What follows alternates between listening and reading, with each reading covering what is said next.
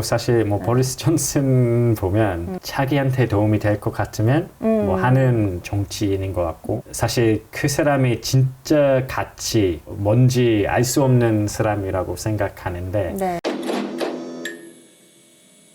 네, 여러분 안녕하세요. 오늘도 제로 에너지 바를 찾아주셔서 감사합니다. 네, 먼저 이거 꼭 하라고 제가 하도 주변에서 얘기 많이 들어가지고 좋아요, 구독 눌러주시고요. 저희 지금 기후선거, 선거 3부작 진행 중인데요. 지난 시간에 이어서 오늘도 이제 특별한 분들 모시고서 이야기를 나눠보려고 합니다. 네, 이번에는 영국과 호주의 기후선거가 주제예요. 기후선거가 뭐냐? 그러니까 기후와 관련된 의제가 어떤 후보의 당락, 선거 결과에 영향을 미치는 걸 이제 기후선거라고 하는데 사실 우리나라 현실에서는 그런 게 가능해? 약간 좀 너무 꿈 같은 얘기 아니야? 싶죠. 우리는 항상 뭐 부동산 정책, 뭐 경제 정책 이런 게 항상 중요하니까. 그런데 실제로 이런 기후선거를 치른 나라들이 있습니다. 네, 그래서 오늘은 그 기후선거가 치러진 그 나라에서 오신 분들을 모시고 이야기를 나눠볼까 합니다. 안녕하세요. 안녕하세요. 네. 네. 아주 한 분은 워낙 유명하신 분이고 또 한 분 또 특별한 분 계신데 네, 각자 자기소개 먼저 해주시죠. 저는 네, 영국에서 온 제임스 후보이고요. 저 지금 하는 일은 달 탄소와 기후위기 전략 국제 엔지니어링 컨설팅 회사에서 그런 일 하면서 개인적으로도 기후 변화 이슈에 대해 관심이 많습니다. 안녕하세요. 저는 2022년에 기후선거를 치른 호주에서 온 송애나라고 하고요. 저는 하는 일이 기후대응 전략가이고 호주 주정부에서 공무원으로 일을 한 바가 있고 최근에는 기후를 전문적으로 하는 시민단체 NGO에서 호주랑 한국에서 활동을 한 적이 있습니다. 와주셔서 감사합니다. 네, 이제 얘기 들어가 볼게요. 네, 2022년이었죠. 그때 이제 호주 총선이 있었는데 제가 그때 신문사에서 국제부 기자였어요. 그래서 이제 막 기사를 이제 막 찾아보는데 외신을 찾아보는데 거기 항상 선거 전후로 기후 총선, 뭐 기후 선거 이런 이제 수식어가 계속 따라붙더라고요. 네. 솔직히 저는 이기적이어서 약간 보면 약간 속이 좀 쓰리다고 해야 되나? 그냥 다들 이제 호주 하면 막 청정 국가 이렇게 알고 네. 있지만 사실 또 한국 못지않은 또 기후악당 국가였는데 네. 약간 나랑 같이 놀던 애가 저 멀리 떠나버리는 느낌 약간 그래가지고 지구를 위해선 좋은 일이지만 아무튼 그랬다고 네. 하는데 실제로 어땠어요? 실제로 분위기도 기후에 대해서 총선이 정말 좌우가 많이 됐다는 의견이 있었고 그 당시에 거기에서 거주했던 사람으로 말씀을 드리자면 솔직히 2019년 그 전 총선에 바뀔 줄 알았어요. 왜냐하면 그 보수 연합 정권이 9년 정도 그러니까 긴 시간 동안 잡고 있었고 부패에 대한 뭐 이슈도 있었고 2019년에 기후 대응을 선호하는 그런 유권자들이 이제 정권이 바뀌면 드디어 기후 대응을 제대로 하겠구나 그 기대를 했는데 그러니까 2022년 이전에 2019년 맞아요. 선거가 한 번 있었군요. 왜냐하면 연방 총선 전에 3년에 한 번씩이거든요.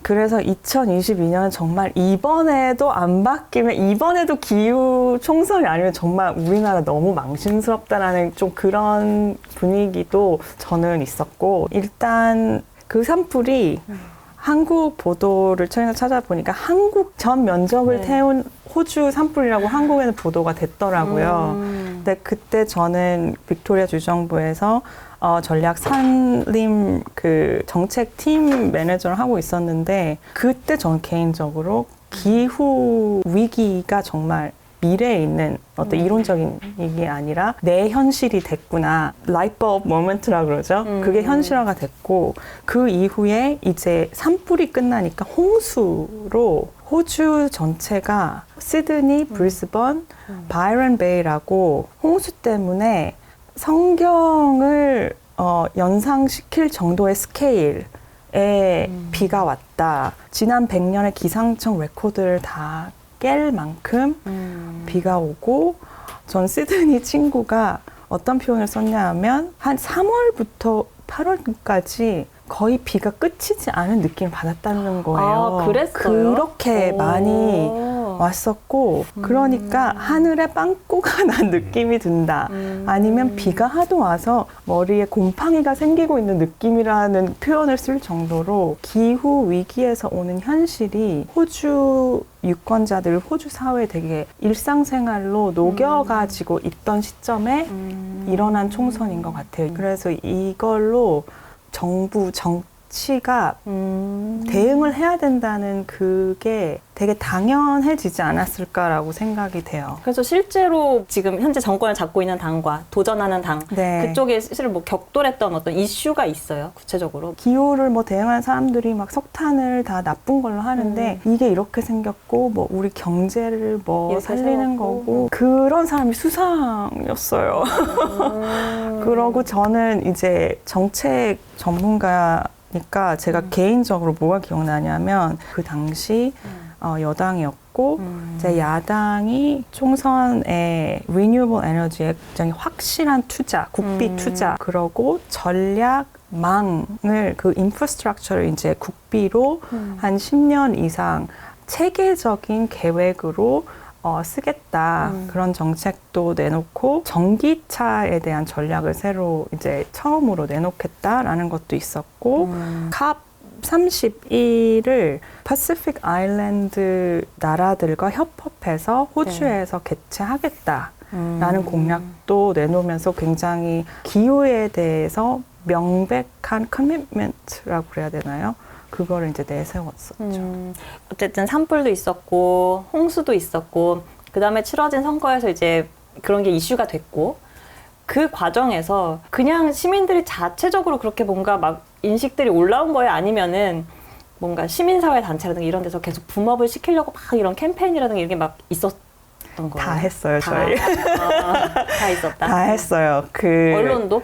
기자이셔서 아시겠지만 화석 연료 그쪽도 미디어에 굉장히 영향력을 가세를 해요. 근데 이제 2019년에 그렇게 총선을 진 진보랑 이제 기후 대응 그 시민 단체들이 우리도 미디어 영향력을 가해야 된다. 네. 보수 언론까지도 나라의 경제성을 위해서 재생에너지랑 재생에너지 관련된 일자리 창출이 호주라는 나라의 경제 미래다.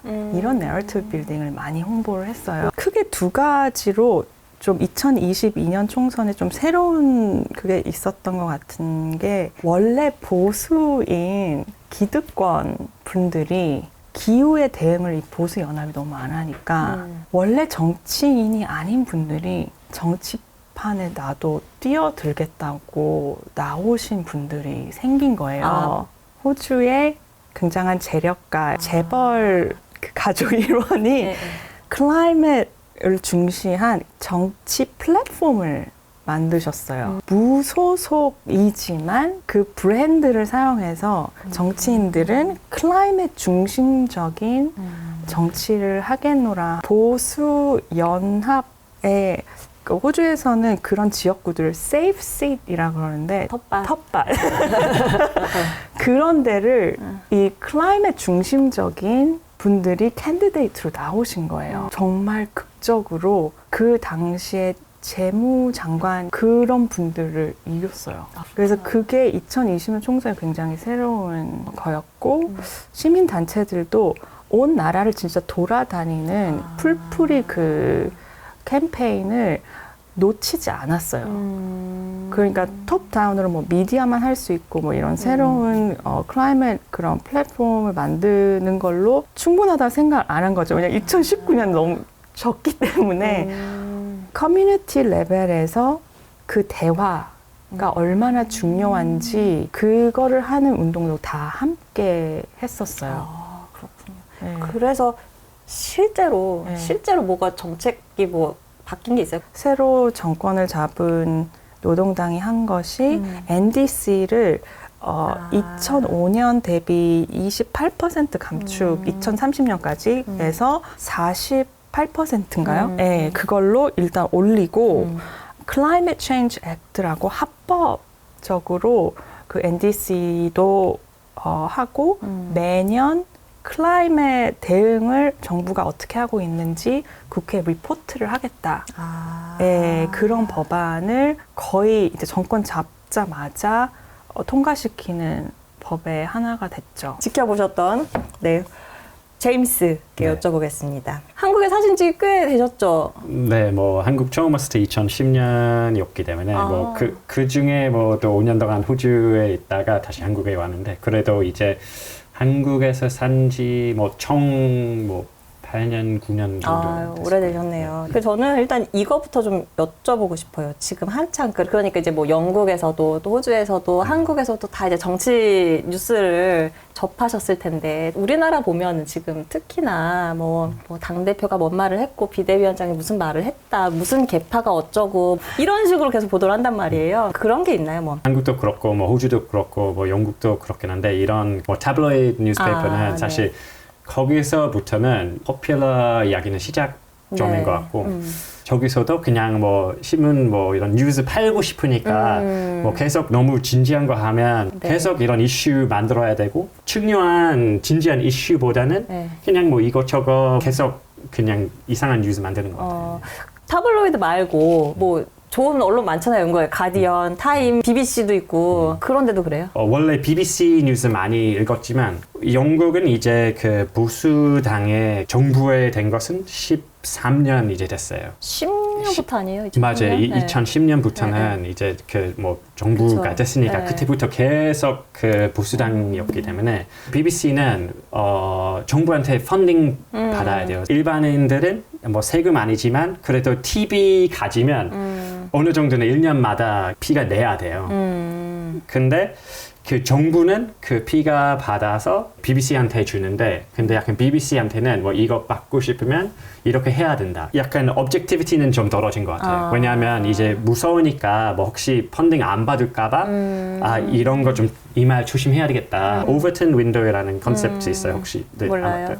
이 오버턴 윈도우는 가능한 약간 토론 구간이라고 생각하면 되는데 1980년대 레이건 대통령이 있을 때부터는 계속 이 오버턴 윈도우 그 오른쪽에 계속 말하면 이 장문 땡길 거예요. 이 원래는 우리 얘기 못했던 약간 니오리버럴적인 네. 그 정책들이 이제 얘기 많이 하고 그래서 이 오버턴 윈도우 컨셉은 일단은 중요해요. 보수당이 정권을 잡기 전에는 또 저기 노동당이 또 한동안 있었잖아요. 그 브라운 총리 그 전에 누구죠? 그 유명한 블레어 총리도 꽤 오래 했고 그때는 그러면 또 이 오버턴 윈도우가 이렇게 또 옮긴 그때는 어땠어요? 노동당도 약간 그 신노동당 그 약간 브랜딩 했어요. 뉴 레이버. 그래서 뉴 레이버는 약간 우리는 원래 이런 약간 사회적인 뭐 약간 뭐 레이버는 아니고 이제 우리 완전 자본주의에 뭐 응원하는 레이버다. 네. 그래서 좀 더 약간 acceptable한 약간 그 모습이 돼서 많은 사람 뽑을 수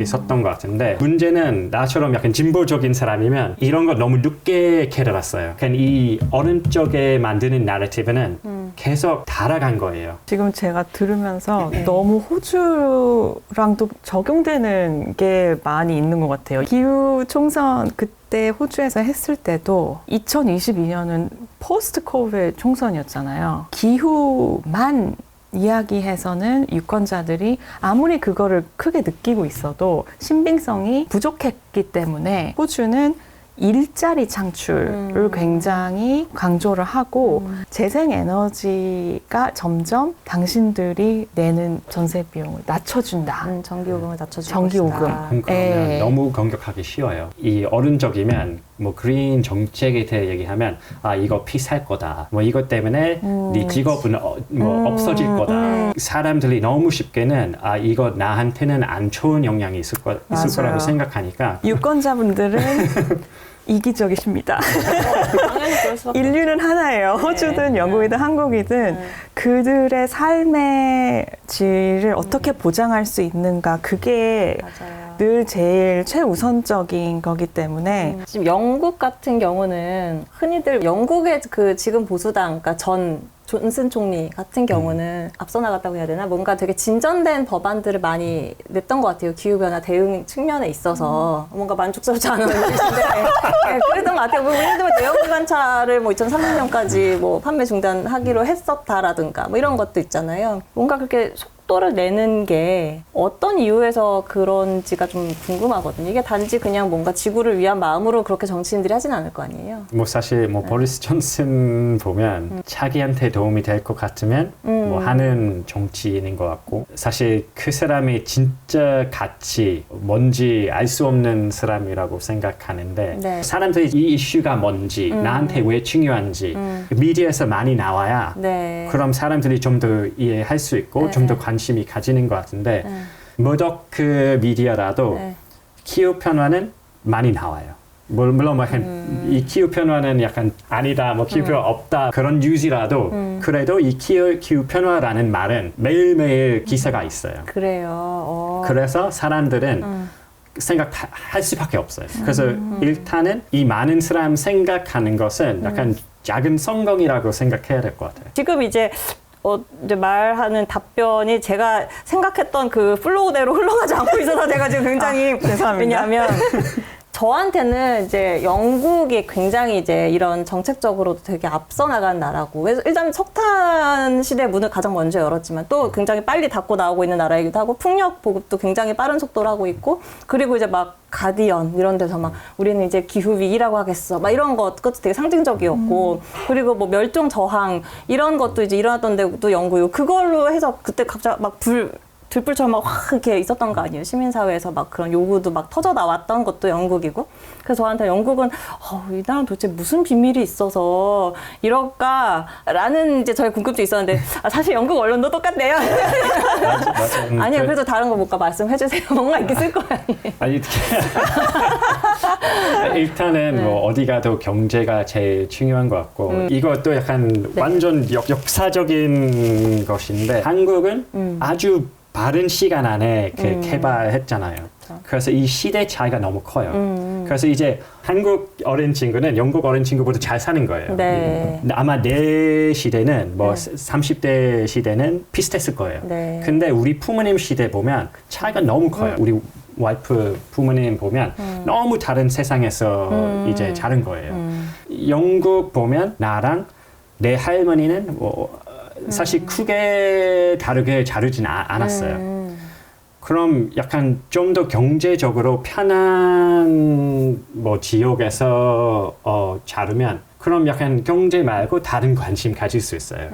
이 다른 이슈는 뭐 중요한지 뭐 좀 생각할 시간이 있고 걱정할 시간이 있다고 생각해요. 그래서 아마 한국에서도 어린 친구한테 물어보면 기후 변화에 대한 관심이 많을 거예요. 왜냐면 생각할 시간이 있으니까. 근데 아직까지는 나이 많으신 분들 기후 변화까지 약간 신경 쓸 뭐 에너지가 뭐 아니면 뭐 시간이 없다고 생각해요. 존슨 총리, 이분은 그러면은 어쨌든 아까 그러셨잖아요. 자기한테 도움이 되면은 그거 하는 사람이다. 어떤 기후 대응과 관련된 그런 정책을 추진했던 건 그게 자기한테 도움이 된다라고 판단을 했던 걸까요? 아주 복잡해요. 왜냐면 사실 네. 보리스 존슨 뭐 총리는 그 런던 메어, 런던 시장이었을 때 그때도 어느 정도는 약간 기후에 뭐 도움이 되는 정책이 만들었다고 생각할 수도 있고, 근데 좀 이상한 것은 보리스 존슨은 사실 오랫동안 약간 그 정치인이었는데 네.